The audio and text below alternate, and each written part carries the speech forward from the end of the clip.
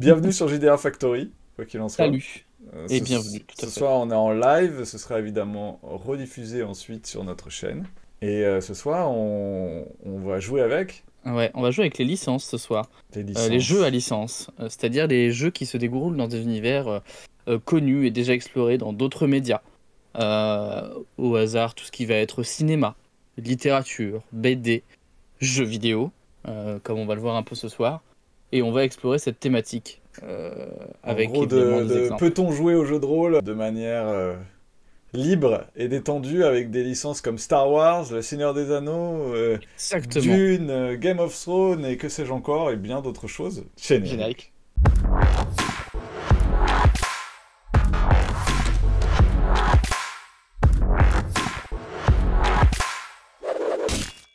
Et je vais revenir sur la première chose que tu as dit, c'est intimidant de jouer dans un univers qu'on connaît avec une grosse licence, Star Wars, etc. Eh ben, c'est quand même aussi une super facilité. C'est-à-dire que sur un univers connu comme Star Wars, ou Le Seigneur des Anneaux, eh ben, ça veut dire qu'on a des codes communs avec les gens autour de la table, de manière générale. Sauf si on parle à des gens qui ont vécu dans une grotte depuis les années 80-90, dira-t-on, pour être sympa, ça donne des références. C'est-à-dire que je pense qu'à peu près tout le monde maintenant sait à quoi ressemble un orc, un nain, un elfe, un sabre laser, un Jedi, des droïdes, des vaisseaux spatiaux. En tout cas, avec des idées variées, parce qu'évidemment, on va avoir plusieurs licences qui vont venir se rajouter à cet univers. On va bien être d'accord que les vaisseaux de Star Wars sont pas les mêmes que ceux de Star Trek, ni de ceux de Battlestar Galactica ou The Expanse. Mais ça donne une base commune imaginaire. Et le jeu de rôle, qu'est-ce que c'est? Le jeu de rôle, c'est aussi se plonger dans un imaginaire commun pour raconter une histoire en commun, ensemble, ou en antagonisme, etc. Mais avoir en tout cas une base commune pour se raconter une histoire. Et donc, eh ben, est-ce que c'est pas plus simple de se plonger dans un univers qu'on connaît que de découvrir le vieux monde et devoir se taper la bibliothèque interdite, un univers qu'on connaît pas du tout, pour savoir un peu comment ça se passe à l'intérieur? Écoute, moi je vais faire, je pense, pas mal l'avocat du diable ce soir. Ouais, Mais c'est vrai, mais il y a certaines licences, effectivement, où dans le monde du rôliste, avoir échappé à Star Wars, faut vraiment avoir envie. Mais il n'y a pas que cette licence qui existe. mm, Par ouais, exemple, moi je prends l'exemple de Ambre, qui est ouais, un jeu de rôle, mm, un univers en tout cas que j'aime beaucoup. Un jeu de rôle c'est ouais. plus complexe. Mais si tu veux décider de jouer à Ambre, je me souviens, enfin, la clé d'entrée était chère, quoi. C'est-à-dire, tu veux jouer à Ambre, tiens, lis les 10 bouquins. Après, tu reviens.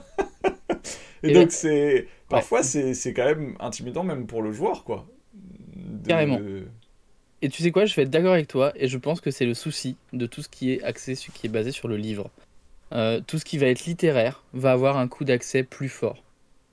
Par exemple, si on veut jouer dans l'univers de Ambre, tu l'as dit, des salauds gentilshommes, la Horde du Contrevent, des œuvres qui sont, si ce n'est majeures, en tout cas importantes, mais qui ne sont que littéraires, et ben c'est plus compliqué. À partir du moment où on a des films, ou on a des séries, on a des choses qui se regardent en 1 heure et demie, 2 heures, etc., pour avoir une idée de l'univers, je pense que c'est plus facile.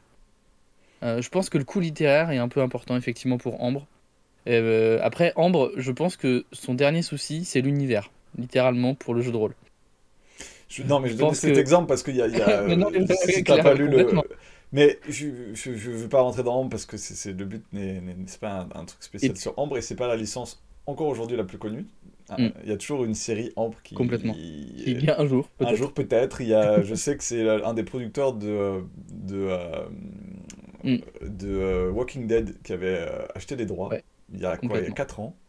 Il voulait faire la série, enfin, c'est la martingale ultime du geek, hein, Ambre. La série Hmm, ça fait 20 ans que tout le monde attend qu'elle soit adaptée. Je sais qu'il y a un jeu avec mes potes auquel je joue depuis 20 ans, c'est caster les meilleurs princes Star Wars en prenant les acteurs du moment.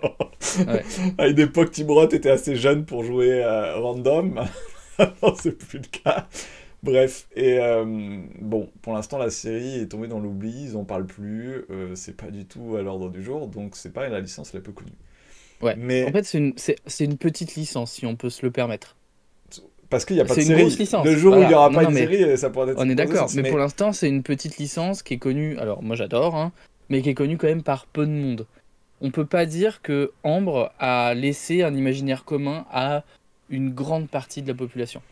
Je Alors, pense. le truc, c'est que Ombre a inspiré Martins et a inspiré Game of Thrones. Exactement. Et donc, Mais voilà. Game of Thrones, qui est un bon exemple, si tu veux jouer à Game of Thrones, même pour des gens qui n'ont pas vu la série, tout le monde n'a pas vu la série, tout le monde n'a pas lu Ouais, les bouquins, et le coût d'entrée des bouquins est lourd. Mais ouais. l'avantage de Game of Thrones, c'est que c'est quand même. euh, Bah, Vous êtes dans un monde médiéval et voilà, il n'y a pas de magie. Donc je pense qu'il y a quand même des moyens, même Ambre et plein d'autres ouais. licences, d'arriver à trouver. Je pense que c'est le premier conseil que moi je donnerais à quelqu'un qui veut jouer dans une licence, c'est d'arriver à trouver, en réduisant le plus possible comment dire, le synopsis du monde et dans quoi il veut Ouais, jouer, pour éviter l'infodumping horrible, etc. Et la connaissance que le MJ aura sur l'univers, ce sera plus facile en jeu pour complètement. présenter des choses, etc. Et donc, c'est important que le MJ arrive à résumer ce qui est Mm. important pour commencer. Parce que Bah, justement, ouais, c'est le corps du jeu, quoi, finalement. Qu'est-ce qui fait le jeu? c'est- Qu'est-ce qui fait l'univers, surtout, d'ailleurs, même. enfin, pour Mais moi, c'est pour me faire bouffer l'univers. Ça. Par exemple, tu prends Star Wars, mm, quelqu'un qui connaîtrait pas Star Wars, il connaît de très loin. Tu lui dis, bah écoute, t'es chasseur de primes sur une planète un peu désertique et tu dois prendre de la thune pour ramener des criminels. Bon, bah voilà, il n'y a pas besoin de ça savoir parle à plus. tout le monde. Et je veux Ouais, dire, complètement. je prends l'exemple de Mandalorian. On va souvent parler de Mandalorian ce soir parce qu'il y a plein d'avantages sur comment arriver à Mm. adapter une série. Mais dans Mandalorian, le mec il a jamais vu de Jedi. Ouais, Et donc clairement. quand on y voit des Jedi, il fait c'est quoi les Jedi? Et puis on lui explique. Et en fait, il est à la Ouais, place du carrément. joueur de jeu de rôle qui connaît rien sur l'univers à part que Exactement. bah, je suis un mercenaire, enfin je suis un chasseur de primes et je chasse des gens. Mm. Et donc pour moi, ça c'est le premier conseil, c'est-à-dire Ouais, résumer, réduire et surtout commencer avec une optique de jeu hyper réduite. exactement. C'est ce que moi j'appelle le petit bout de la lorgnette. C'est-à-dire qu'on commence par un univers où on y va petit à petit. Effectivement, l'idée du chasseur de primes, ça marche. L'idée du chevalier dans Game of Thrones. L'idée du noble, on sait à peu près à quoi ça ressemble dans Game of Thrones parce que ça ressemble aussi à notre histoire. Ou en tout cas à l'idée qu'on se fait de la période médiévale chez nous. Je pense qu'il faut commencer par le petit bout de la lorgnette. Surtout Game of Thrones, il n'y Et a pas de magie et de machin, c'est exactement, encore plus voilà. simple. Et donc, exactement. Et donc, à partir de là, et bah ouais, on va jouer un truc simple. Et au fur et à mesure, on va rajouter les secrets de l'univers possibles. Tu parles de Mandalorian, tu parles des Jedi, on va parler de la Force. On va rajouter les Sith éventuellement, on va rajouter cette espèce de bataille et de balance. On va parler des contrebandiers. On va parler des différentes espèces qu'on va introduire aussi au fur et à mesure. Le lore dumping, effectivement, pour moi, il doit pas être fait d'un seul coup. Quand on joue dans un jeu à licence, si vous avez des gens qui connaissent pas trop, ou qui connaissent pas du tout, ça ne sert à rien de faire une encyclopédie du jeu. Au bout de trois phrases, vous avez perdu votre auditoire et il n'y a plus personne et on se dit putain, il fait chier quoi. Et c'est trop compliqué, ça va être super dur. Euh, le jeu qui m'a fait le plus penser à ça, et du coup je fais un petit coucou à Sam au passage, c'est Eclipse Phase. Le jeu n'est pas un jeu à licence, mais il est tellement vaste. Tu peux tellement tout faire que la proposition de jeu elle est hyper intimidante. Ben, on va se retrouver dans la même chose pour un jeu à licence. On prend un petit bout, le gatecrashing, donc l'exploration de terres nouvelles, quand on fait du space op, parce qu'on pareil, dans Star Wars on n'est pas obligé de jouer des chasseurs de primes, des Jedi, on peut jouer des contrebandiers, des gens qui vont explorer, etc., etc. Quand on joue à Alien, on a du coup la référence cinématographique, pardon, n'importe quoi.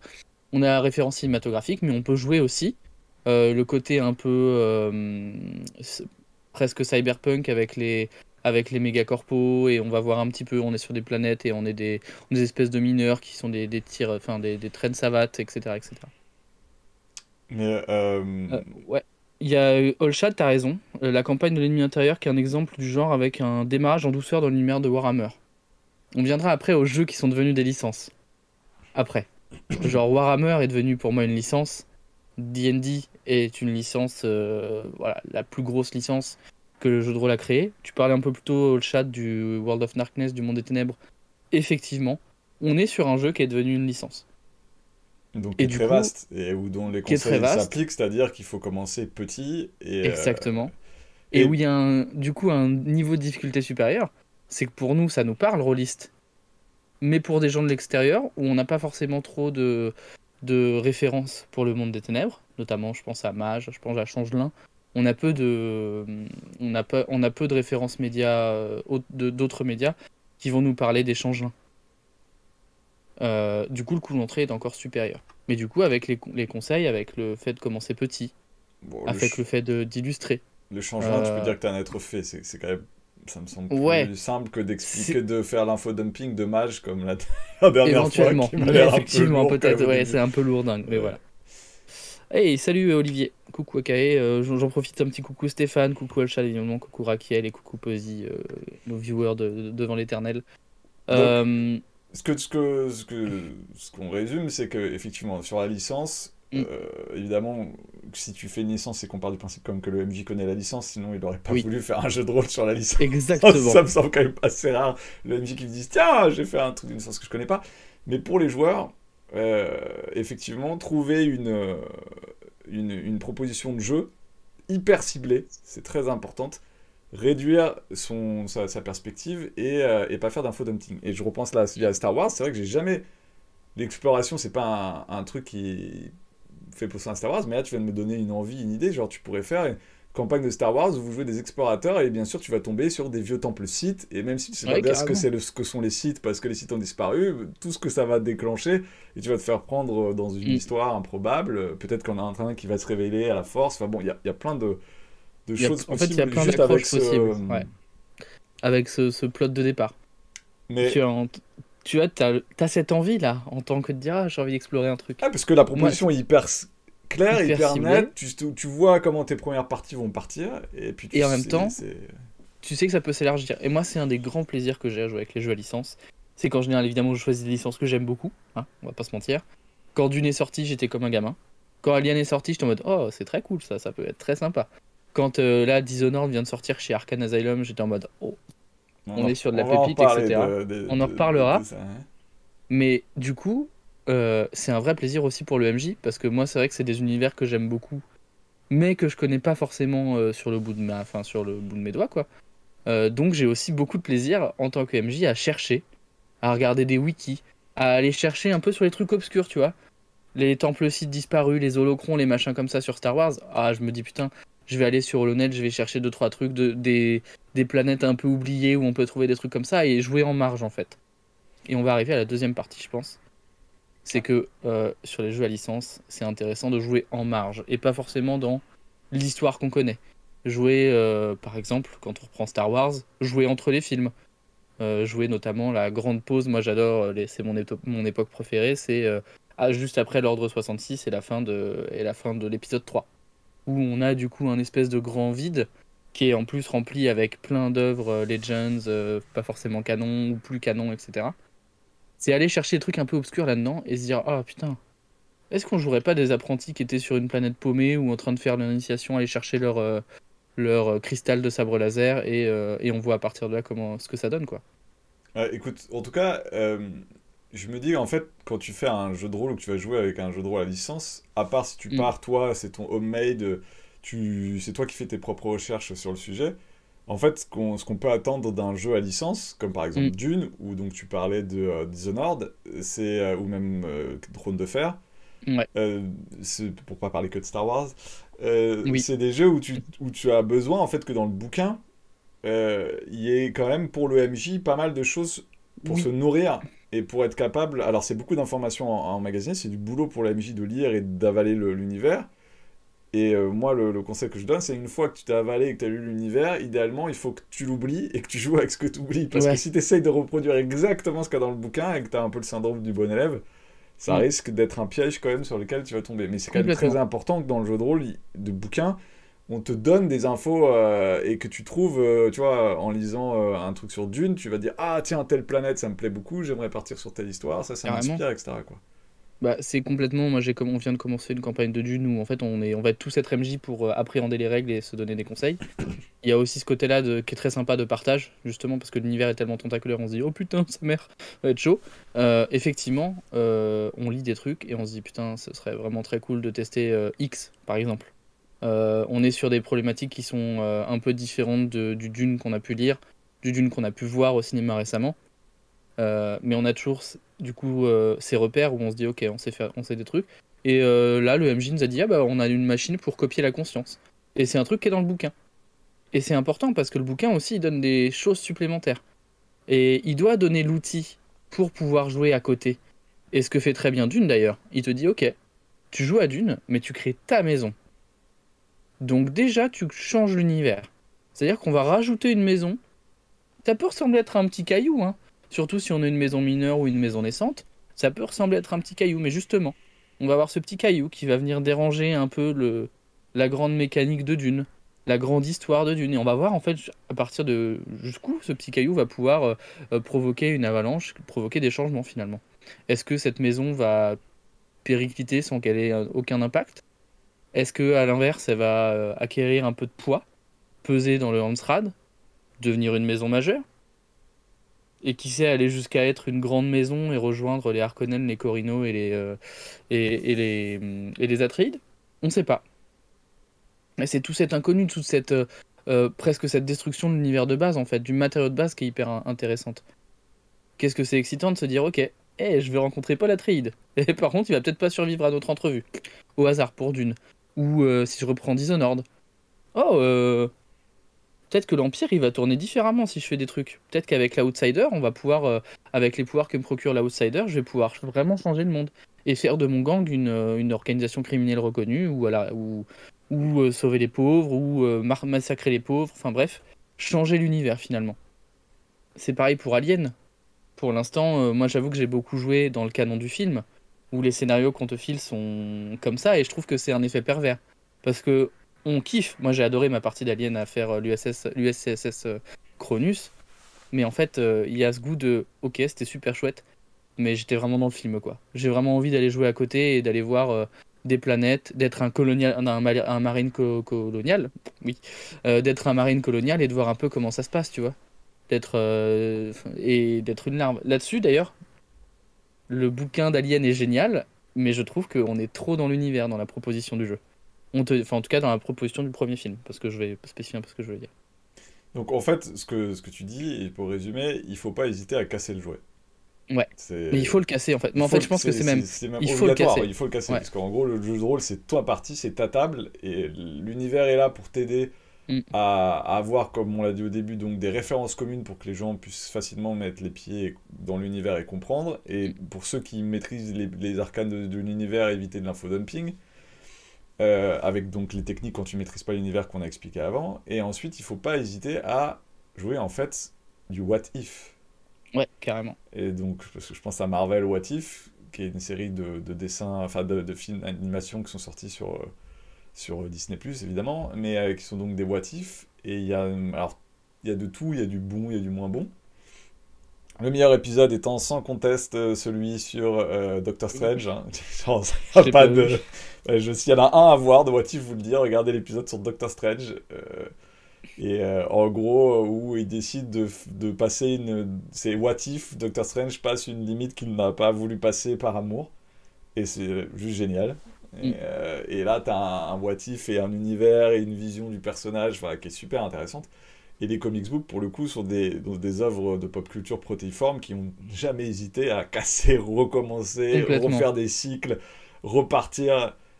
À zéro, Je reprends voire à l'exemple de -1, Ambre. tu vois. Avec Ambre, moi, ça m'est arrivé de faire plusieurs campagnes où à chaque fois, c'était des what if en permanence. What if tel Mm. personnage est mort, alors qu'il n'est pas mort dans les bouquins. What if vous êtes tous les enfants de tel personnage, vous jouez dans tel moment de l'univers. Et en fait, à chaque fois, c'est.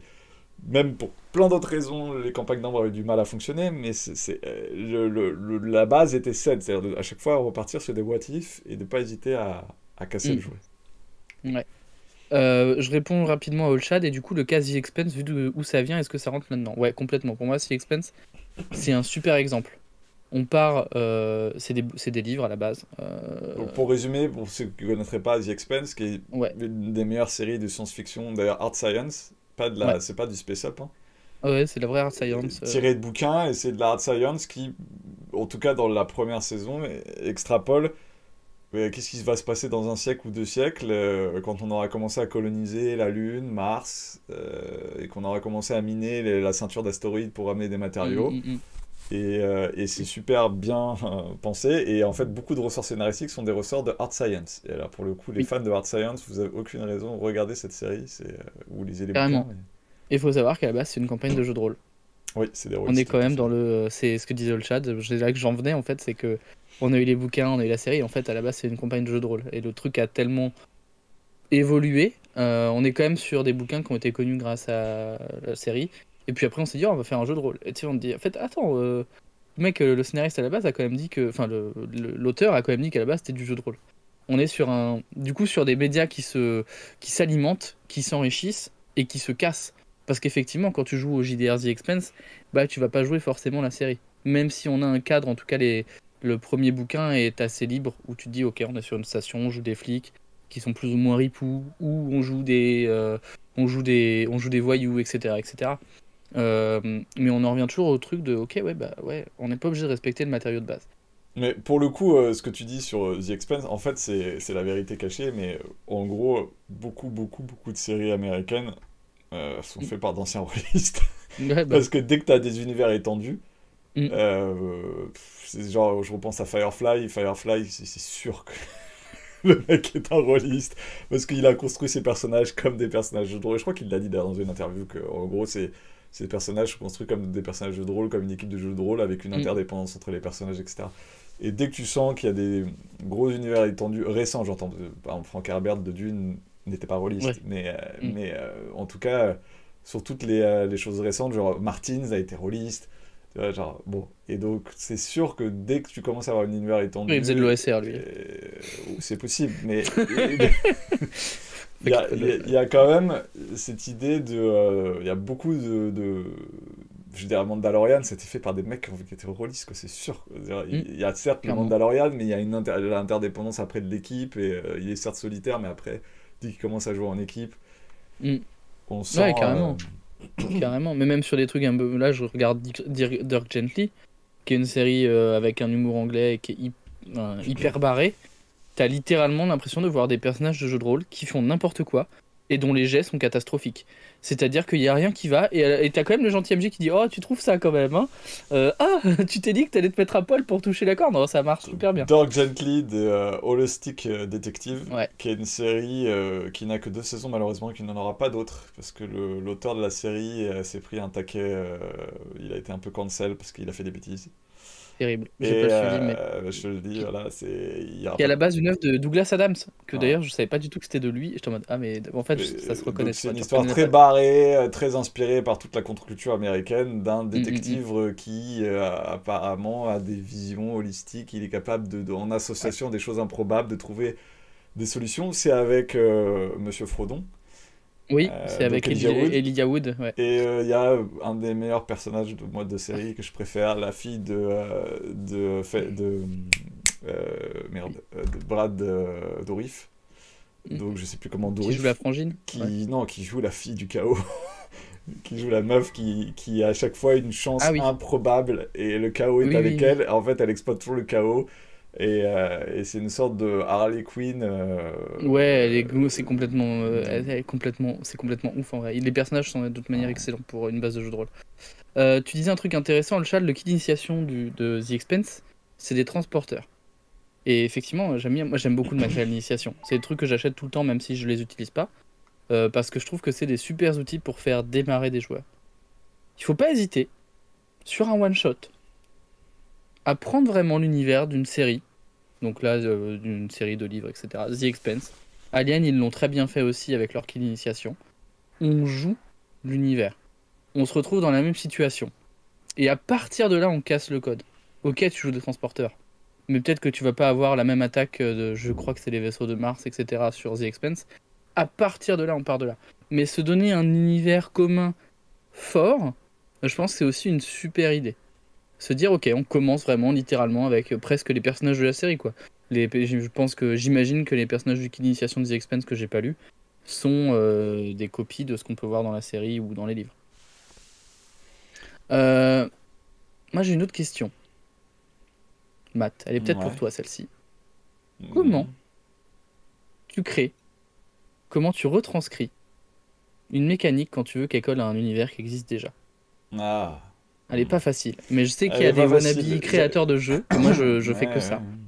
Mais Mais en fait, c'est une question que j'avais en tête, mais je voulais la garder vers la ah, fin. Ah, pour la fin, bah on passe à la suite Parce que alors. pour moi, c'était justement, on allait parler d'Arcane. Ouais, et ben ouais. Et voilà, mais ça, je préfère le garder pour la fin. Ok. Bah en fait, du coup, parce que moi je Et voulais parler de Modifius et d'Arcane Asylum Publishing et pas Arcane, la série de League of Legends, ouais, qui sont sur un filon où ils prennent plein de licences.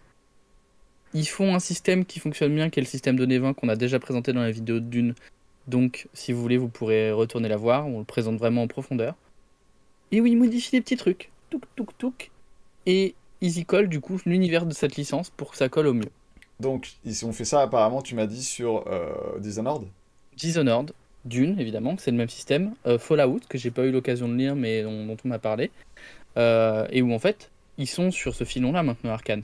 Ils ont effectivement leur création originale, ou en tout cas leur traduction, comme on peut trouver dans Mage, qui est une vraie, qui est du vrai jeu de rôle et qui était pas une licence avant. Mais leur dernière sortie, les dernières grosses sorties, c'est que de l'univers à licence. Qu'est-ce que t'en penses, toi, en termes. Ah, attends, J'ai attends, jamais un peu tard Dishonored, comme parce que je copelage. crois que tu voulais Ouais. me parler de Dishonored. Oui, ouais, Donc c'est quoi la... Est-ce que tu peux résumer le monter un exercice de style? Est-ce que tu peux résumer l'univers exactement. de Dishonored et est-ce que tu peux nous dire comment le Oui, système je l'ai fait. Odysseus s'est adapté à J'étais prêt. Dishonored? J'étais prêt. Effectivement, j'étais prêt. Alors, Dishonored, qu'est-ce que c'est? Dishonored, à la base, c'est deux jeux vidéo qui sont géniaux. Faut aller les faire, ils sont vraiment bien. Français en plus. Fait par un studio Par un français. studio français, effectivement, ouais. C'est de la Gaslight Fantasy. Alors, ça va pas forcément parler à tout le monde, mais on est sur de la lampe à gaz, donc on est sur une époque plutôt victorienne. Euh, C'est quoi la c'est différence un avec le jeu, steampunk? c'est assez proche, en vrai. Mais t'as moins, en fait, c'est un peu moins extravagant que du steampunk. On est sur de l'époque victorienne, entre vraiment l'époque victorienne classique et le steampunk. Euh, Et dedans, il y a du coup plusieurs royaumes évidemment, et c'est des jeux où il y a de l'intrigue, où la première scène c'est littéralement l'impératrice qui meurt et où on incarne son garde du corps, etc., qui était très proche et où on dit ah c'est lui qui l'a tué, vilain pas beau, et ce mec-là découvre du coup toute la vie de la plèbe et des pouvoirs un peu magiques avec l'outsider. Bref, il y a tout un univers qui est autour de ça. Donc c'est beaucoup de lutte des classes, beaucoup d'opposition entre l'ordre et le chaos. Oh oui, il y a une épidémie, comment on règle l'épidémie? Peut-être en donnant des trucs aux pauvres. Ah non, on va garder l'ordre, on va faire en sorte que ce soit régulé. Mais aussi beaucoup de sacré contre l'occulte, avec une forme d'église, et du coup plein de croyances des gens. Et tout ça fait un melting pot, où c'est un jeu d'infiltration et d'action, où en fait on découvre tout ça au fur et à mesure dans le jeu. Et ce qu'a fait Arcane, ce qu'a fait Arcane, enfin ce qu'a fait Modifius, puis Arcane, et ben en fait, ils ont repris leur mécanique de D20, où on a toujours cette mécanique d'échange et d'achat de points, etc., à dépenser pour améliorer ses jets, ou en tout cas ses chances sur les jets. Et en fait, ils ont juste renommé, recolorisé les compétences et ce qui s'appelle maintenant les styles. On avait les maximes on avait les maximes sur Dune, donc c'est-à-dire ce que tu penses qui est important dans ton univers. Et pour Dishonored, ils ont mis des styles astucieux, audacieux, brutal, discret, prudent et vif. Donc globalement, ils ont juste reskiné le jeu littéralement. Ils ont pas inventé de petites mécaniques spécifiques au... Il y a des toutes petites changements, notamment les spécialités qui fonctionnent pas vraiment de la même manière en fait, mais la base mécanique reste la même. Ils ont juste changé un peu, c'est comme ils ont changé des curseurs. Sur Dune, tu peux faire des critiques si tu as une spécialité et que tu fais ta valeur de compétence ou moins quand tu fais ton jet. Là, c'est des spécialités, en fait, elles ont des rangs, 1, 2, 3, et si tu fais 3 ou moins, tu fais des critiques, bon, globalement. Mais parce que l'intérêt du système Odysseus, c'est que c'est un système qui Ouais, est pas complètement narrativiste, mais qui est pas non plus complètement mécanique. Il y a tout à énormément fait, de place à l'interprétation avec des mots, complètement. t'as des traits qui ont une Mm. influence gameplay, enfin une influence dans l'univers avant d'avoir une influence mécanique. Donc ça permet d'avoir de la souplesse par rapport à Tout ça. à fait, parce que c'est des jeux à traits. Donc on se retrouve effectivement à pouvoir caractériser aussi nos personnages dans l'univers. En disant, bah, par exemple, pour Dune, c'est une Bene Gesserit, c'est un maître d'armes de Guinness, c'est un Manta, etc. Et on va pouvoir refaire la même chose sur Dishonored, marqué par l'outsider. Donc tout de suite, tu sais que le mec, il est plutôt dans la frange occulte et il va avoir des pouvoirs, filou, machin, etc., quoi. Mais tu vois, moi par exemple qui n'ai pas joué à Dishonored, c'est quoi Ouais. l'outsider? C'est comment ça marche la magie? Est-ce Et que tu bah, peux me résumer ça l'outsider, simplement pour voir si tu et es bah, capable en de... fait, c'est mécanisé, non, c'est mécanisé comme pour un jet de combat, et ben on va faire un jet de magie. Donc, on va utiliser des approches et en fait, tu vas avoir une spécialité qui va être liée au fait que tu fais de la magie. Par exemple, marqué par l'outsider, ça va être un trait ou une spécialité et du coup, ça va pouvoir te permettre d'utiliser ça. Et on peut imaginer du coup que ce trait ou cette spécialité, tu l'acquiers au fur et à mesure du jeu. À force de te balader dans des trucs occultes, peut-être que tu vas être touché par la marque de l'outsider. Et donc, dans cet univers-là, la magie est quoi? Elle est omniprésente ou au contraire, elle est Elle rare et est... cachée La croyance est omniprésente. Les cultes sont omniprésents. Il y a tout un culte officiel qui ressemble, enfin, qui avec des canons, etc., qui est en fait qui écrase les autres croyances. Non, on arrête de croire au chat noir, à la vilaine magie. Mais est-ce qu'on Je peut fais faire de la un magie? trouble, Est-ce que quand etc. plein de croyances mettent On peut ensemble des faire prix, de, ça fait on peut faire ça de, fait des on peut miracles? faire de la magie. D'accord. Il y a des charmes d'os. En fait, il y a plein de choses. Et effectivement, tu as toujours cette lutte du sacré qui est là contre l'occulte et de cette euh, qui est là en fait pour paquet de bordel parce qu'on se dit ouais la marque de l'outsider en fait c'est vraiment le chaos quoi, littéralement le mec il fout le bordel et en fait bah t'as toute cette lutte entre le chaos et l'ordre et du coup tu dois te positionner dans cette balance D'accord. et tu te dis ah c'est bien l'ordre mais en fait peut-être qu'ils vont un peu trop loin. Peut-être que massacrer des gens parce que ils croient en autre chose que leur dieu ça nous rappelle ça nous rappelle des souvenirs et il y a peut-être des choses à exploiter autour d'une table de jeu de rôle. Écoute, avant parce que la mécanique, normalement, le lien logique, ce serait d'essayer notre petit test qui Oui, est prenons un oui, univers et mécanisons ça en exercice de style. J'ai quand même une question, moi, avant, ouais, qui est importante. C'est qu'on a parlé de, voilà, vous avez des jeux à licence, c'est un bon univers commun que les gens connaissent, et quelques tips pour quand les gens ne connaissent pas ou ne sont pas à l'aise, prendre par le petit bout de la lorgnette, les aider, etc. Moi, mais un autre écueil important dans le jeu à licence, c'est ceux qui connaissent très bien la licence. Et tu peux ouais. te retrouver avec des joueurs qui connaissent tellement la licence Mm. que quand tu es joueur, il faut faire des efforts pour ne pas être un gros relou autour de la table Dites, et accepter que dites-nous. le joueur casse le jeu, quoi. Et il y a des expériences parfois où, tu Ouais. vois, non, les Jedi, ils font pas ça. Non, tu vois, Dites-nous comment vous faites pour gérer les ayatollahs déjà dans le chat. Ça va être une bonne, ce que j'appelle moi les ayatollahs d'un univers précis. Déjà, petite remarque, moi j'ai eu vachement moins ces écueils avec des gens sur une licence qui n'est pas une licence de jeu de rôle. Je l'ai beaucoup plus eu sur des gens qui connaissaient à fond le monde des ténèbres ou Hmm. L5R.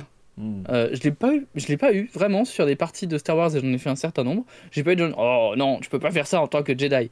Mais et ma remarque, attention jeunes oreilles qui nous écouteraient, envoyez-les se faire foutre, en fait, à un moment donné. Vous présentez, je dis ça grossièrement, mais en vrai, l'important c'est que au début on se met d'accord. On Hmm. va jouer à mon Star Wars. Ou on va jouer à notre Star Wars même. Mais la base de Star Wars va être là, on va retrouver des trucs de l'univers, mais il y a des trucs qui vont changer évidemment. Euh, et on le voit, je disais ça un peu pour troller, mais on voit les fans qui râlent, qui ont râlé avec la sortie des 7, 8, 9 de Star Wars. Parce qu'il y a des trucs de la force de comment ça il a ramené un objet qui était dans la pièce avec l'autre là. Non, non, non, ça marche pas comme ça la force. Et pourquoi pas? Est-ce que c'est intéressant en termes d'histoire? Oui, en plus ça fait une scène cool. Attention, je ne défends pas le 7-8-9 de Star Wars, Je c'est te laisse impossible. t'envers, je te laisse t'enfoncer. Mais l'idée est là en fait, c'est-à-dire qu'on s'en fout, putain, et faut faire un disclaimer et sélectionner vos joueurs. Parce qu'effectivement, oui, moi j'ai eu des relous, tu vois. L5R, non, alors ce clan-là, ils peuvent pas parler avec l'autre clan parce que machin. On s'en fout. Ok, tu vas parler à l'autre clan. Et puis, tous les samouraïs du clan du clan vert, là, des Musashi, là, eh ben, c'est pas tous des bourrins qui se battent avec deux armes. Non, tu fais autre chose, on s'en fout, tu vois. T'as envie de faire un crabe qui est fin dans sa manière de parler et qui est pas obligé de se battre au Tetsubo? Do it, my man, do it, fais ce que tu veux, quoi. Donc, globalement, mon conseil, les ayatollahs, on les emmerde. Voilà. Ouais, enfin, ce que tu dis est intéressant sur un point. Le fait est que le contrat social au début qu'on passe est quand même très important et ça permet Oui, parce que, bon, les avantages, j'en sais rien, je juge pas ça, c'est juste que si la personne elle kiffe de jouer dans un trope qui est le sien et mm, qu'elle n'est mm. pas d'accord, bah vous décidez au début, ça évite les Voilà. problèmes. Donc ça, le contrat C'est social, la on est version d'accord. polie, ça. C'est la Oui, version mais polie. bon. Mais t'as raison. Mais ce que tu m'as fait tilter, effectivement, de me dire, je comprends pourquoi t'as plus de chances d'avoir des gens qui bloquent avec des jeux comme Le Monde des Ténèbres qui sont des licences de jeux de Mm. rôle qu'avec des trucs qui sont protéiformes comme des grosses licences, comme surtout les comics books, comme on a dit, c'est Bah. tellement été protéiforme. Je pense qu'aucun fan de comic book te fera chier parce que tu Mais fais. non, il peut pas faire ça ton personnage. En fait, alors, il l'a fait dans un run en 1976. Enfin, tu vois, genre. exactement. Donc, plus là, ça a été protéiforme, plus ça a été pris, Mm. digéré. Je pense qu'effectivement, tu as moins de chances de trouver des alternatives de Star Wars parce qu'en gros, comme il y a eu des changements, des reboots, des choses qui n'ont pas été, qui sont hors canon, pas canon, etc. Donc, je pense que c'est plus simple. C'est impossible de s'y retrouver. Alors que, effectivement, le défaut des jeux à licence de jeux de rôle comme donc le Monde des Ténèbres, ou moi j'ai beaucoup joué à Nephilim, Oui. ce genre de jeu, c'est que c'est écrit noir sur blanc sur le papier. Et en fait, Ouais. ça, comme tu dis, la lecture, ça fixe. Et aujourd'hui, il y a des jeux de rôle qui font des efforts pour rendre les choses plus fluides.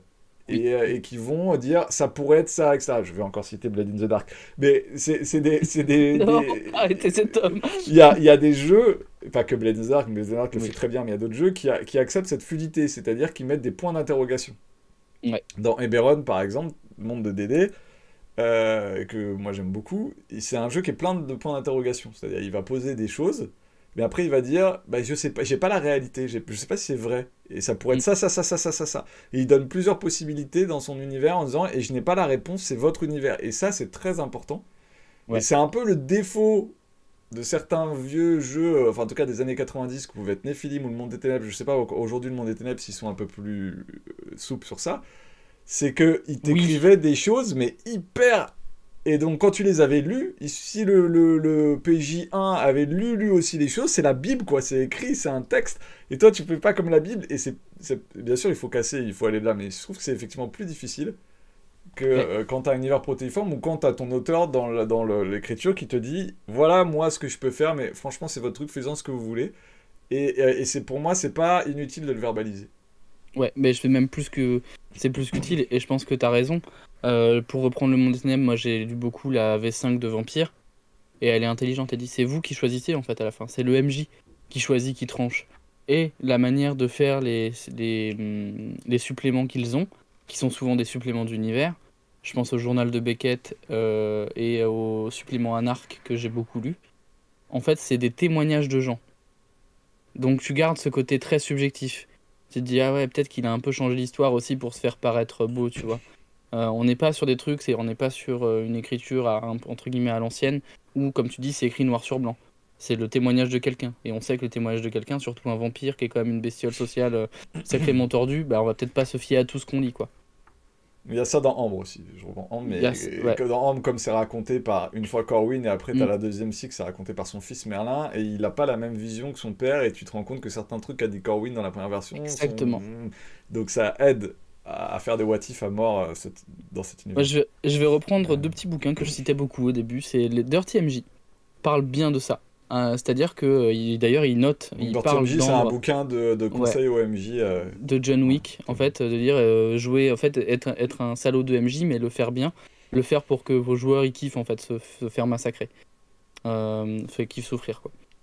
Et il parle justement d'Ambre et il dit ouais. Et si Corwin c'était pas le gentil et que c'était un salaud sans... Ça, C'était un salaud grand classique. et que... Corwin, c'est le héros de Exactement. la première. Donc, Ambre, c'est 2 séries de 5 bouquins. Et Corwin, c'est le narrateur. C'est important. Mm. Le narrateur. C'est le narrateur. Ouais. Et le donc, personnage principal du premier cycle. Et Tout à fait. le what if classique, c'est lui le méchant. Son adversaire, Bah ouais. son frère dans l'histoire, c'est Eric. Et donc, souvent, le what if, c'est en fait Eric est un gentil incompris. Et Corwin est un salopard qui réécrit l'histoire à sa place. Et donc, c'est un what if bien classique de Ambre, ça. Et il y en a un autre qui cite, c'est Star Wars. Ouais, le côté obscur, on me dit tout le temps que c'est pas bien. Mais mec, c'est plus rapide, t'es plus fort. En quoi c'est pas bien finalement? Est-ce que ces salauds de réactionnaires de Jedi finalement, c'est pas des gros bâtards? Est-ce que Yoda, il a pas complètement pété un plomb finalement? Et ce que j'aime beaucoup, c'est que ça avait été... Moi, j'avais trouvé un petit passage que je viens de retrouver là à l'instant, de Dooku, sur justement, qui est l'ancien padawan de Yoda. Il écrit à Dark Sidious. Le problème de l'ordre Jedi, c'est Yoda. Aucun être ne peut manier autant de pouvoir pendant des siècles sans devenir au mieux complaisant ou au pire corrompu. Il ne se rend même pas compte que ça l'a dépassé. Il ne voit plus les petits mots accumulés que la République tolère et favorise, de l'esclavage aux guerres sans fin, et il ne se demande jamais pourquoi ne faisons-nous rien pour l'arrêter. Vivez trop longtemps à côté de la corruption et vous ne remarquerez plus sa puanteur. Les Jedi ne peuvent pas aider les esclaves de Tatooine, mais ils peuvent en aider les maîtres. Et on est clairement là-dessus. On peut avoir une double lecture sur Star Wars. Et effectivement, on peut se dire, on est un site, mais en fait, on est à la recherche du pouvoir pour éventuellement rendre les choses meilleures. Non, On veut pouvoir le libérer fait est les... que Old Republics, qui donc est Ouais, une licence basée sur le jeu vidéo et où il y a eu pas mal de bouquins qui ont été écrits, et une licence qui donc a le gros intérêt de s'extraire des films et a ouais, beaucoup mis de niveau de grille dans Star Wars. tout à fait. Et effectivement, tu peux te dire que la vision des Sith ou de l'Empire que t'as, c'est la vision des vainqueurs, donc de la République, et donc elle va saloper à fond l'image. Mais Dark carrément. Vador, il faisait peur, il était habillé en noir, il était méchant et tout, alors il avait Ouais. les yeux injectés de sang, et ça, bah non, peut-être pas en fait. Mais D'ailleurs, c'est une des après, raisons pour laquelle il j'aime faut pas beaucoup. en faire non plus l'inverse, c'est-à-dire qu'il faut pas transformer les Jedi en Non, méchants et l'Empire en gentils. non, bien Et sûr, si tu vas vers du niveau de gris, il faut savoir équilibrer. bien sûr. Voilà. D'ailleurs, c'est une des raisons pour laquelle j'aime beaucoup la première trilogie de Star Wars. C'est qu'effectivement, c'est révoltant la manière de faire envers Anakin quand il est concerné par sa mère et qu'il est esclave. Tu dis, mais attends, mec, pourquoi t'as acheté le gamin et t'es maître Jedi, prends sa mère avec, tu sais que t'aurais moins de soucis hein, par la suite. Hein. Je te jure, je te le dis comme ça. Mais honnêtement, tu prends sa mère, il tourne bien. Hein. Et effectivement, quand il voit ce qui a été fait à sa mère, obligé, tu pètes un câble. Et tu te dis, putain, moi, à la place d'Anakin, obligé, je. Alors, peut-être pas, je tue des enfants. Peut-être que là, bon. Malheureusement, Eden Christensen. Non, laisse-le tranquille. Laissons Laisse-le tranquille. Eden Christensen tranquille. Voilà, Euh, laisse Aiden Christensen tranquille. Il était jeune, il a fait des erreurs, euh, ça arrive. Mais bon. bref, tout ça pour dire que on peut forcément trouver des nuances de gris. Dishonored, où on se dit, oh putain, les mecs qui ont piégé Corvo et l'impératrice, Corvo, c'est c'est des le salauds. héros, c'est celui que tu joues Corvo, dans c'est le le monde. héros qui est l'espèce d'assassin, maître d'armes, la brute, quoi. Le tueur parfait. Et on peut se dire, ouais, mais peut-être qu'en fait, ils ont pas tort, peut-être que l'impératrice, elle faisait n'importe quoi, à envoyer des ressources n'importe où. De toute façon, pour circonscrire cette épidémie, bah ouais, bah c'est terrible, mais il faut qu'il y ait une partie de la population qui y passe, on les met sous quarantaine, et puis tant pis, on les oublie. Salaud, Après, il y a des what if plus gestionnaire, difficiles, genre what if pragmatique. les Harkonnen sont des gentils. Il y a des what if qui sont un peu plus difficiles à passer que d'autres. Oui, c'est vrai, mais on peut aussi se dire que, et d'ailleurs on le voit, hein, les Atreides ne sont pas des Ah, anges. ça, d'accord, oui, ça c'est facile. Voilà, C'est facile de dire les Atreides sont dans Dune, hein, donc on parle de Dune. oui, C'est oui, facile de oui. dire les Atreides sont pas sont pas des gentils. Par contre, de faire du Baron Harkonnen, un pauvre incompris, C'est plus compliqué ça me semble parce que compliqué quand même. mais parce qu'il est pour le coup il est taillé dans le noir tu vois il est pas en nuance de gris le baron Ah non, Harkonnen non. c'est un gros dégueulasse et il y a la règle Disney il est moche donc il est méchant en plus C'est donc vrai. forcément La fameuse règle, à part la reine de fameuse règle Blanche-Neige, à Disney. part la règle de Blanche-Neige qui est la seule qui a Oui échappé à cette règle, quand t'es c'est moche, ça t'es méchant, ouais, c'est vrai. oui ouais t'as raison le Chad et si Anakin avait été formé par Qui-Gon qui est beaucoup plus souple et qui est beaucoup plus gris d'ailleurs hein. Il y a toute une Oui, théorie comme quoi il a appelé le Jedi Gris, c'est son nom. exactement Qui-Gon est appelé le Jedi gris c'est pas pour rien tu vois bon bref on peut faire plein de choses. Faites des what if. Et faites plein de what if. Et faites même des what if de vos what if. C'est-à-dire que vous lancez un début de campagne sur le départ de quelque part, la purge Jedi par exemple. Vous partez de la même situation et vous changez un détail. Vous dites ok, peut-être que mes personnages bah, ils vont peut-être aller sombrer du côté obscur à force de voir tant de violence. Et puis après vous refaites la même chose et vous dites ah et si on essayait de rétablir un ordre sur une planète ou et si on allait chercher du savoir. Et si on allait se plonger, comme on disait, dans les holocrons, qui sont soit Jedi, soit Sith, sans savoir trop ce à quoi on va avoir affaire. Et basez-vous, en fait, moi, ce que j'aime beaucoup, et c'est un des plaisirs à Kae, donc Olivier le disait très, très vite, qu'est-ce que je peux passer des heures dans des wikis obscurs à chercher des détails et me perdre complètement en mode attends, moi je voulais faire un truc là-dessus là, et je. Ok, bon, c'est pas mal. Et du coup, ouais, moi j'adore me perdre, mais c'est un plaisir de MJ, c'est un plaisir de créateur, un plaisir de lecteur. Vous n'êtes pas obligé de l'avoir. Partez là où Matt a raison. Se partir du matériau dont on se souvient, c'est peut-être le meilleur moyen de pas s'enfermer dans un carcan. Bah, tu vois, moi, Mais Nephilim, par exemple, qui est donc une mm, grosse licence française de jeux de rôle, j'avais lu tous les bouquins. Moi, c'était mon monde des ténèbres. Bon, j'ai jamais vraiment joué dans le monde des ténèbres, mais j'ai été un gros, gros, gros fanboy de Nephilim et j'ai lu tout ce qui avait été fait sur Nephilim, tous les bouquins pendant des années, des années. J'ai jamais réussi à faire jouer Nephilim avec ça. J'ai posé Nephilim, je l'ai rangé dans un placard et je n'y ai plus touché pendant 3 ans. Et au bout de 3 ans, il y a mes potes qui ont fait: Ah, vas-y, s'il te plaît, on va faire du Nephilim. Je fais: Ok. et je vais refaire la campagne. Je n'ai rouvert aucun livre. J'ai joué mon vague souvenir de Néphilim. J'ai fait Ouais. la plus longue campagne de ma vie, 96 parties, 3 ans de campagne. Je- C'est voilà, et c'est un des souvenirs les plus marquants.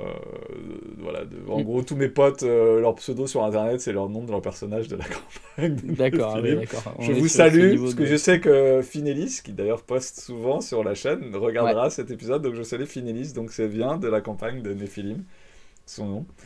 Et voilà, et donc et je l'ai joué en ayant vague souvenir, et je me suis imposé comme règle, ne rouvre aucun bouquin. Tu joues ce dont ouais. tu te rappelles, et ça m'a permis donc de trahir comme je veux, mais de faire Mm. de mon univers. Autant dire que mon Néphilim ne ressemble absolument pas au Néphilim Des des livres. gardiens du Enfin, temple qui Ouais. seraient horrifiés de mon Néphilim, mais c'est pas grave. Voilà. Ben ouais, ben je vais l'avouer aussi, c'est ce que je fais pour Warhammer. Je ne connais pas si bien le vieux monde que ça. Chaque fois on me dit putain, c'est trop fort sur Hérétique. Warhammer, tu comprends tout et tout. Je suis en mode, ouais, ouais, c'est ça, ouais, bien sûr. Ouais. Ouais, la bibliothèque interdite, de temps en temps, je regarde un article et puis je pioche des trucs dedans. C'est Mais plus c'est facile tout, avec je te le dis. Warhammer Oui. parce que c'est quand même Ah, un monde plus vaste mais et oui, c'est plus une toile de fond et c'est pas un clairement. truc à layers et à intrigue et à secret et à mystère comme peut l'être le monde des ténèbres ou Néphilim. Mais je suis incapable de te sortir la chronologie de Warhammer où tout Ouais, le mais monde me dit, ça, ouais. c'est pas aussi impactant que tel Néphilim a fait telle société secrète ou tel Hmm. vampire en telle année trahi tel autre pour arriver à Et tel oui. machin parce que c'est le chef de Camarilla et machin. Enfin, c'est quand même plus impactant et plus Et lourd à qui est le porter, sire de quoi. New York? Ouais. Je ne sais pas. C'est terrible. Bon, Arcane? Voilà, on va entrer dans la dernière partie de cette émission. On s'est dit, je pense qu'il y a un très bon exercice qui est réfléchir à, tu te posais la question tout à l'heure, le système de jeu Ouais. qui correspond le mieux à une licence. Et pourquoi? Parce qu'en fait, c'est juste un honteux moyen pour nous de parler de Arcane. Oui, c'est vrai. C'est honteux, je sais pas, mais Non, c'est pas grossier, oui. C'est parce que Grossier, donc oui. Arcane, qu'est-ce que c'est? Arcane, c'est la série qui est sortie le week-end. Là, alors pour ceux qui Ce regarderont, dimanche à 3h. voilà, mais sauf que ce dimanche-là, pour des gens qui regarderont la vidéo plus tard, ça voudra rien dire. Mais Oui, qui est sorti donc début novembre 2021. dimanche le 7 à 3h en Voilà, France. et sur Netflix. Ouais. Il y a 3 épisodes qui sont dispo pour le moment, et les autres vont sortir après. Et c'est donc basé sur l'univers de League of Legends. League of Legends, qui est un jeu vidéo, un MOBA, donc Massive Online Battle Arena, qui existe depuis 10 ans. J'ai joué il y a 10 ans à LoL pendant quelques années. Et donc c'est un jeu vidéo où il y a plein de champions qui se mettent sur la tronche. Et depuis, Riot, donc la boîte qui produit LoL, a décliné dans plein d'autres jeux, de plein de styles de jeux différents, du FPS, c'est-à-dire au first-person shooter, là où tu shootes, du Ouais, auto-chess, c'est-à-dire des jeux où tu poses des bonhommes et ils se battlent entre eux, jusqu'aux jeux de cartes à combo, comme Magic ou Hearthstone, donc qui s'appelle Legend of Runeterra. Et donc ils ont décidé de faire une série, mais sauf que quand Riot fait des choses, il fait les choses bien. c'est vrai. Et ils ont décidé de bosser en partenariat avec une boîte française qui s'appelle Fortiche Prod. Ouais, ils sont trop forts. Vraiment, honnêtement, meilleur nom de Et boîte, les gars, vous leur avez géré de ouf. leur nom n'est pas usurpé. D'ailleurs, j'ai des C'est collègues, fait boulot. j'ai des anciennes collègues qui ont bossé avec. Ouais, bref. Elles ne regarderont pas cette émission, mais je salue les sœurs Ferry qui ont bossé sur Arcane. Et donc, ils ont filé ça à Fortiche qui a fait l'animation, et ils ont fait ça pendant 6 ans. Et le résultat est ouf. C'est-à-dire que vous allez me dire, ah, mais c'est pour les fans de LoL. Et en fait, je pense que pour le moment, la série, en fait, elle doit faire pas intéresser les gens, parce que les gens se disent, j'ai pas joué à LoL, je m'intéresse pas, on s'en fout. Vous n'avez Oui, absolument pas besoin de connaître l'univers de LoL. Vous n'avez absolument pas besoin. La série est une putain de claque. Si vous êtes oui, un geek, si vous avez ne serait-ce ou une geekette, si vous avez ne serait-ce qu'un minimum d'appétence pour du steampunk, putain, mais allez-y les yeux fermés, quoi. c'est clair. C'est une tuerie énorme. L'animation est ouf. Je veux dire, c'est aussi bien que Spider-Man and the Spider-Verse, qui pour moi a été une de mes dernières claques de ouf d'animation. Et je pense que c'est encore au niveau du dessus. C'est complètement barré au niveau de Alors, l'histoire on va dire, elle ne va pas révolutionner le genre, mais c'est une bonne histoire, elle est solide. elle est super bien racontée. Ouais, elle est très bien ce que j'allais dire. Elle est quand même très bien racontée. C'est peut-être basique, mais. Voilà, la réalisation, l'ambiance, enfin tout est magistral. Et il Mm. y a une très bonne manière de présenter l'univers sans te faire de l'infodumping en laissant voilà, des choses. Et il se trouve que si tu veux commencer à fouiller, après, parce que si Arcane te plaît, je vous conseille plutôt de jouer à Legend of Runeterra, le jeu de cartes, plutôt qu'à LoL. Parce que dans Legend of Runeterra, en Oui. fait, il y a tout un travail pour faire connaître le lore. En gros, quand tu joues à Legend of Runeterra, tu as la carte du monde et tu peux zoomer sur les nations. Et Mm. t'as des infos sur les nations, sur les secrets, les machins, les personnages, etc. En plus, quand tu joues les cartes des personnages, quand ils se connaissent, ils se parlent entre eux. Donc quand tu joues les cartes des deux héroïnes de la série, et ben, quand tu les poses, elles ont des dialogues entre elles, etc. Bref, c'est un très bon moyen pour rentrer dans le lore. Mais c'est juste, de base, sans mettre les pieds sur aucun des jeux vidéo, c'est juste des meilleures séries que j'ai vues d'animation depuis très longtemps, quoi. Alors c'est pas du tout pour les enfants aussi. Non, c'est un peu dur pour C'est des enfants. important Ouais. de le dire, donc c'est vraiment pour Oui. adultes, quoi. C'est une série adulte, avec des Ouais. thématiques adultes, etc. Et c'est vraiment très très très très bien. C'est très bon. Et c'est un super exemple de comment on part d'une licence et comment on en fait autre chose. J'avoue que moi j'attendais avec beaucoup d'impatience, mais aussi beaucoup de peur de oh putain, ça va être que du fanservice. Effectivement, ça va être que pour les joueurs de LoL. Ils vont nous lâcher des trucs et on va dire oh, super, c'est cool, mais. Et bien en fait, non. Ça ravira les fans de LoL et de C'est l'univers moins qu'on de puisse dire. Legends of Runeterra parce que il y a des personnages qu'on retrouve, mais qui sont pas dans l'état actuel du jeu. Et on se dit ah, c'est comme ça qu'ils sont devenus comme ça, eux, tiens, dis donc. Tu le vois venir, le gros C'est Warwick? intéressant. Ah bah bien sûr, bah bien sûr. Voilà, quand on est Bien des fans sûr. de LoL, en fait, on voit les petites accroches. À la limite, Ouais, et tu dis, on se ok, fait spoiler parce qu'on devine des twists. Mais justement, à la limite, de pas connaître, c'est l'avantage que tu vas te prendre les twists dans la gueule et dire ah putain, exactement. ah, donc c'est cool. Et en même temps, si tu connais pas, t'es en mode, ok, c'est quand même tragique. Oh, putain, ils vont loin, hein. Oh putain, c'est beau, hein. Et en fait, c'est que du plaisir. Et c'est un peu ce qu'il faut faire si vous voulez faire sortir d'une licence et faire un jeu de rôle. Reprenez des éléments qui sont connus de tous et faites des twists. En fait, faites des twists et étayez de la création. Partez d'un point de départ et cassez-le en deux, quoi. Et donc, la question qu'on se posait, c'est tout de suite le premier réflexe que quand on a vu cette série, Mm. Axel m'a fait putain, il faut qu'on fasse une partie d'Arcane. Avec quel système de jeu on va le faire? Alors, apparemment, Ouais, ça a déjà été fait, puisqu'il y a Chips et Noy qui sont des ouais, shotcasters de League of Legends français, très connus pour ceux qui connaissent Legends of Legends. Ils ont déjà fait une partie de jeu de rôle, et c'est Fibre Tigre, donc MJ bien connu des internets francophones, qui s'est exactement. tapé le MJ pour leur faire, j'imagine, un truc homemade Tout à fait. dans le Bah, monde de Arcane. je crois que c'est du dessin, parce qu'en fait, ils ont fait pas mal de jeux de rôle, mine de rien, Chips et Noix. Et en fait, c'est C'est du moi. dessin basique. Ou non, on s'en fout, hein, Non, c'est moi, t'as mais, raison. euh, mais c'est du dessin basique. Et en fait, j'ai regardé un peu le début. Alors, c'est très rigolo, parce que toujours, c'est des entertainers assez dingues, ceux qui sont autour de la table. Et en fait, ça manque de saveur. T'as pas l'impression d'être dans Arcane, quoi. Et ils ont fait du Cthulhu avec du dessin, ils ont fait du médiéval fantastique rigolo avec du dessin, et en fait, t'as un peu la même sensation, tu te dis, ouais, dommage, le système colle pas. Mais comment on fait un système qui colle à un univers, quoi? Mais Comment on fait? ça s'appelle du game design, c'est un gros boulot. Et Ouais. là, pour le coup, tu vois Modicius qui prend le même système et qui l'adapte pour tout de manière un peu Ouais, protéiforme. Je trouve ça cool, mais en même temps, je me demande si tu perds pas certaines spécificités de l'univers avec ça. si. Et donc, tu vois, est-ce que Dishonored est si bien rendu que ça? Est-ce que Dune est si bien rendu que ça avec Modicius? Tu vois? Ouais, bah, la C'est... question se pose. La question se pose. C'est un super matériel. Pareil, hein, j'ai adoré Dune, j'aime beaucoup y jouer. Mais il y a des trucs où je me dis, putain, c'est pas comme ça que j'aurais fait, quoi. Et du coup, si on doit faire un jeu de rôle dans l'univers de League of Legends, Enfin, d'Arkane. de Parce que c'est Darkhan, ouais. important, parce que League of Oui, Legends, je vois pas l'intérêt. League of Legends, c'est des histoires, tu prends des mecs qui sont popés dans des trucs et ils se tapent. Enfin, si tu veux pas faire de jeu de rôle sur c'est trop basique, quoi. non, non, bien sûr, je Mais parlais Arcane, d'Arkhan. qui donc Ouais. va prendre juste des personnages de la licence et leur faire raconter des histoires. Mm. Et pour le coup, le cas d'Arcane est simple, ça se passe dans une ville, steampunk, Et pour le coup, steampunk, là, on est vraiment... Avec des classes, bim bim bam boum, on, bim est, on boum. est dedans, là.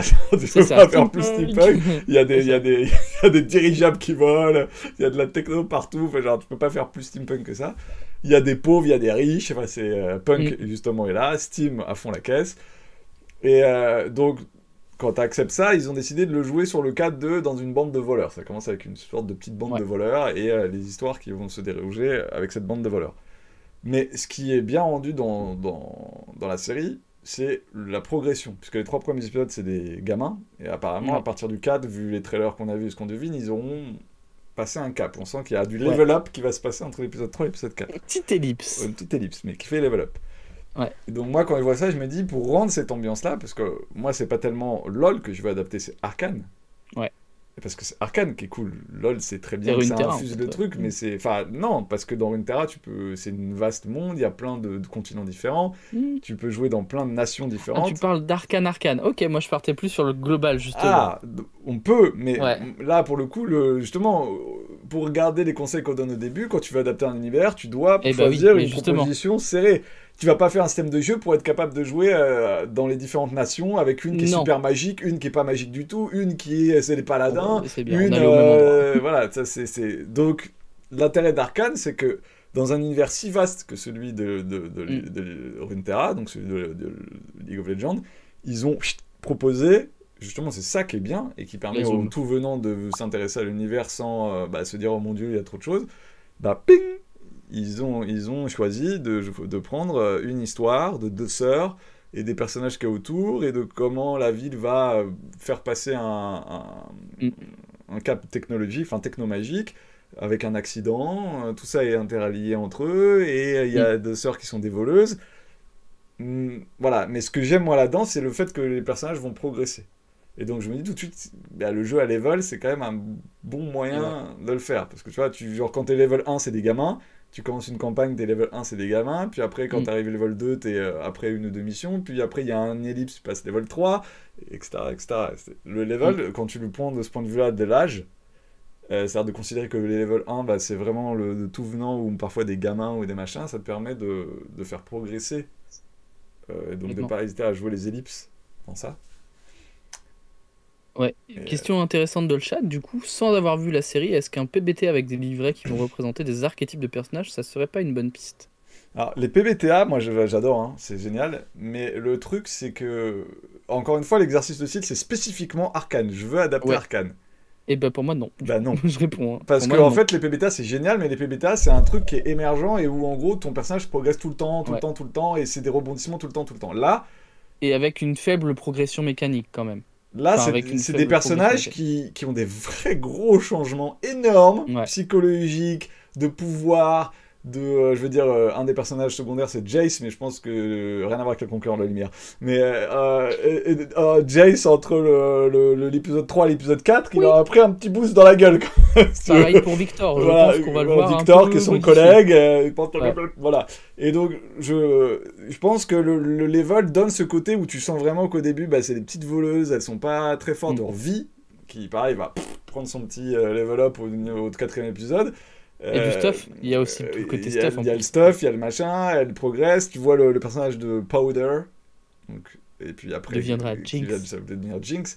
Mais Powder, elle commence à bricoler des choses dans sa chambre, et puis elle veut faire des petites bombes, et puis bah, après elle va faire des vraies grosses bombes. Et donc, tu vois, genre, il y a quand même ce côté où t'as envie de sentir à la fois le fait que t'es vraiment street level, et puis tu vas monter avec l'histoire. Et donc avec un level up qui est drivé par l'histoire, et drivé par des moments clés, des milestones dans l'histoire. Yes. Alors que le PBTA, c'est vraiment... Ouais, exploser, enfin, pas exploser, mais... C'est génial, j'adore le PBTA, mais je trouve que ça rendrait pas spécifiquement l'expérience de Arcane. Je suis d'accord. Et moi, j'aime bien le côté niveau, et j'aime bien des niveaux qui font gagner des traits, ou des traits qui font gagner des niveaux, tu vois.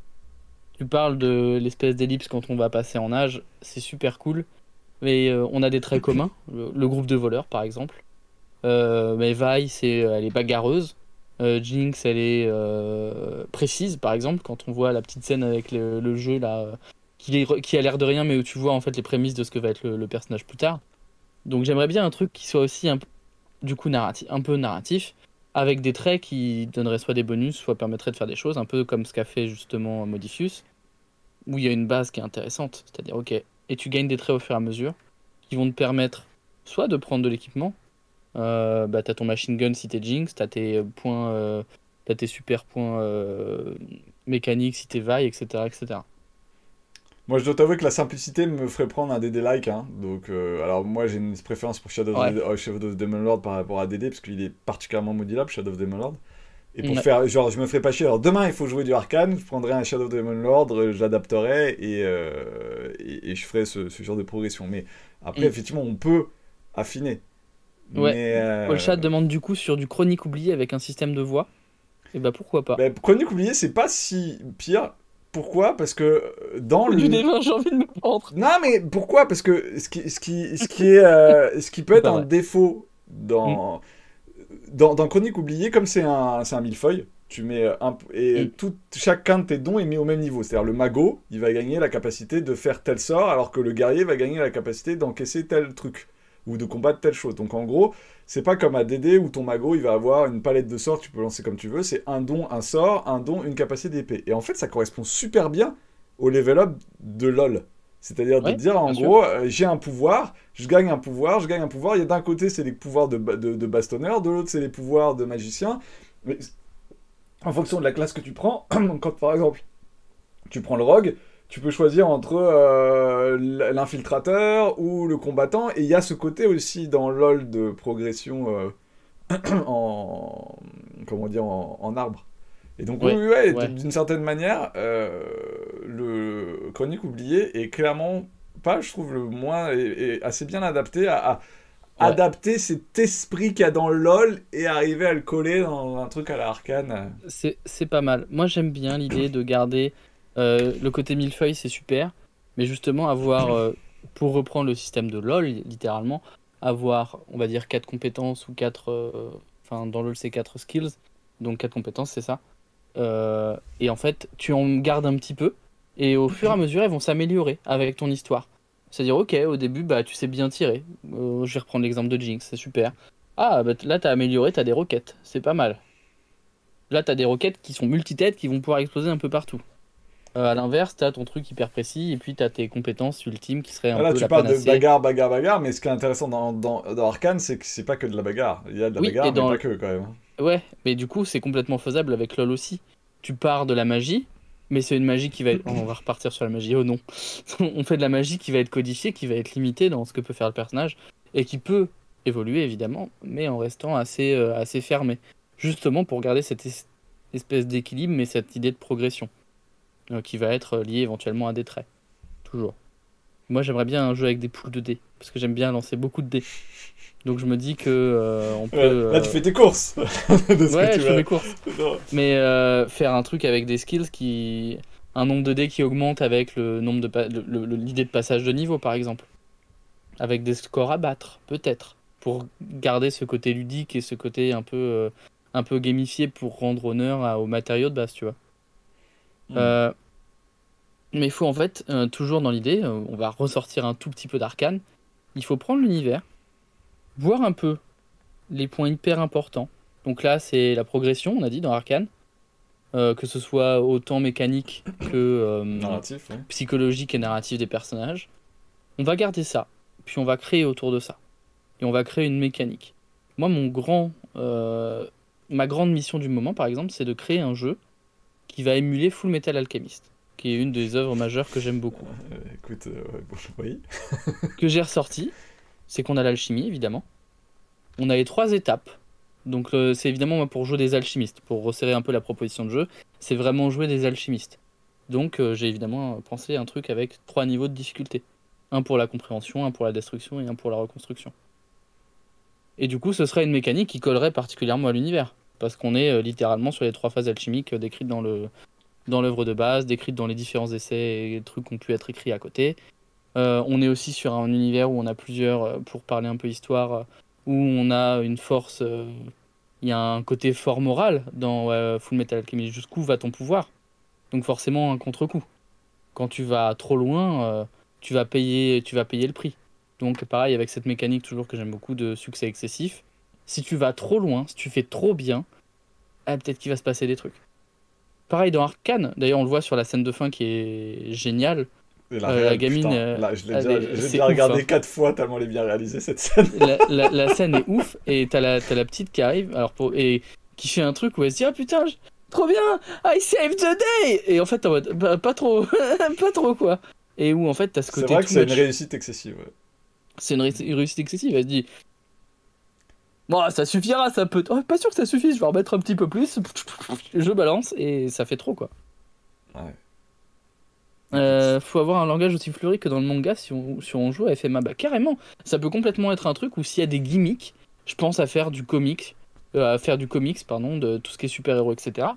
Intégrer la mécanique des gimmicks, des catchphrases, etc. C'est un truc qui peut être ouais. hyper intéressant à Bah mettre. écoute, moi je pense Et à sur Icons. Arcane, on peut le faire. Bah Je ouais, pense à Icons. bah ouais. Icons Icon, c'est un super bon jeu. qui est un super jeu, je trouve, qui est une bonne Une adaptation belle de boîte à Fate. outils. Ouais, Une très belle boîte à outils. Et pour le coup, c'est un truc à la fois mécanique et à la fois narratif.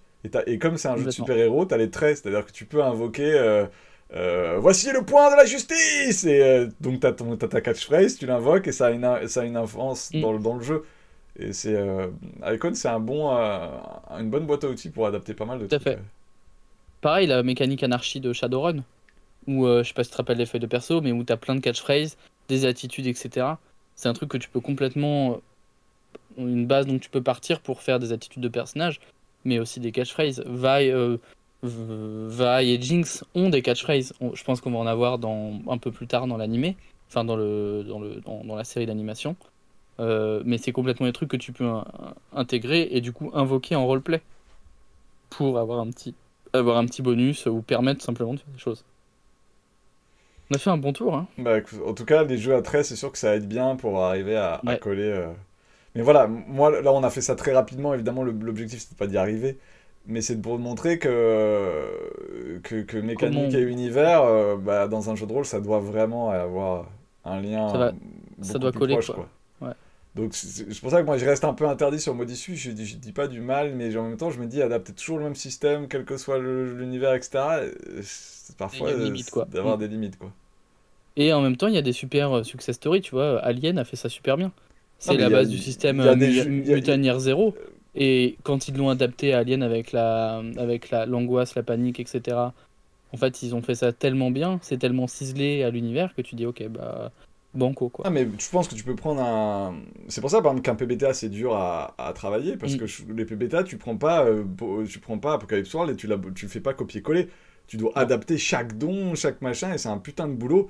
Et en fait, c'est pour ça que moi, dessus, je me demandais s'il y avait un peu de boulot qui avait été fait, de différence entre Oui, Dune et, oui, il y en a. Mais c'est beaucoup Dishonored. du C'est skin, parce que quoi. justement, Mm. tu as envie de tweaker des trucs pour rendre une expérience particulière liée à ces univers. Ouais. Mais c'est beaucoup cosmétique, en fait. C'est D'accord. beaucoup du travail d'ambiance. Ce qui est pas une mauvaise chose, hein. Juste, tu as pas les mêmes noms, t'as pas les mêmes trucs, et du coup, ça rend différent en jeu. Quand tu as le chaos qui intervient, bah, t'es plus dans Dishonored, et quand euh, c'est une bonne question, quand c'est la détermination, etc., on est plus dans Dune, par exemple. Mais voilà. Et ben, c'est déjà pas mal. On est quand Ouais, même à 1h10 de vidéo, tout à fait. C'est pas une heure mal. 10 avec vous. Donc merci à tous ceux qui sont là, qui sont passés, qui sont restés, qui ont interagi. Merci Olshad, hop, qui c'est qu'on a? Merci Abbott, merci à Yundra, finaliste, tiens d'ailleurs, que je vois dans le chat, voilà. Iotif, Positivist et Raquel, évidemment. Merci à vous pour votre participation, merci d'avoir été là, merci d'avoir partagé aussi notre live que j'ai vu passer. Finilis, qu'il y a toujours des Euh, questions fourbes qu'il pose après quand on pose sur YouTube. Si t'as des c'est questions à ça. poser, c'est maintenant. Parce que on Tu peut pourras, rebondir dessus. tu pourras dans les commentaires en vrai, c'est pas, enfin, on essaie d'y répondre.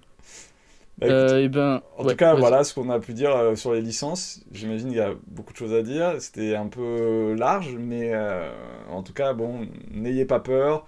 Réfléchissez à votre proposition de jeu. Sachez résumer.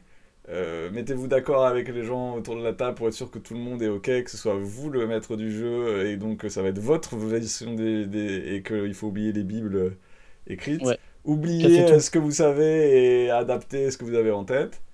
Et Ouais, essayer de trouver le jeu qui a un système qui rend bien, Vous convient. qui vous convient et qui rend bien l'univers, quoi. Tout à fait. Bah, à la prochaine sur GTA Factory. À bientôt. Ciao, ciao.